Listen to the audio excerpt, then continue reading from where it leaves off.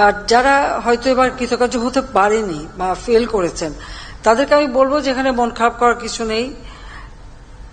একবার এরকম হয়তো মানুষের জীবনে আসে, কিন্তু তারা যদি আবার ভালোভাবে মন দিয়ে পড়াশোনা করে, আবার উদ্যোগ নেয়, তাহলে আগামীতে পাশ করতে পারবে। কাজে সেই আস্থাটা নিয়েই কিন্তু তাদেরকে চলতে হবে। সেই সাথে অভিভাবকদেরও বলবো যে ছেলে মেয়ে ফেল করেছে বলে তাদের জন্য গালমন্দ না করেন।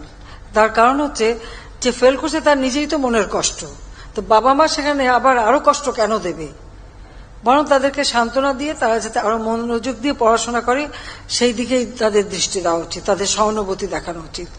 কারণ বাবা মা যদি এখানে রুষ্ট হয়, গালিমন্দ করে, তখন দেখা যায় অনেক সময় ছেলেমেয়েরা সেটা সহ্য করতে পারে না, কিছু ঘটনা ঘটিয়ে ফেলে। তো নিশ্চয়ই আমি চাই যে বাবা মা বা অভিভাবক চাইবেন না তাদের সন্তান হারাতে। সেই জন্য তাদেরকে সহানুভূতির সাথে দেখে কেন সে পারল না সেটা খুঁজে বের করে তার সেই সমস্যাটা দূর করে তাকে পড়াশোনার দিকে আরো মনোযোগী করে আবার যাতে সে পরীক্ষা দেয় সেদিকে দৃষ্টি দেওয়া। কারণ আমি অন্তত আমার নিজের অভিজ্ঞতা বলতে পারি যে ছেলে মেয়েদেরকে ওই পর বেশি বললে পরে তাদের ওই পড়ার আগ্রহটা হারিয়ে যায়। কিন্তু না, পরিবেশটা তৈরি করে যদি সাথে নিয়ে বসা যায় তাহলে তাদের পড়ার দিকে এমনি আগ্রহ থাকে এবং তারা ভালো পড়াশোনা করে। আর আজকালকার ছেলে মেয়ে, এটা তো ডিজিটাল যুগের ছেলে মেয়ে, এমনি তাদের মেধা অনেক বেশি। কাজে সেই মেধা বিকাশের সুযোগটা দিতে হবে।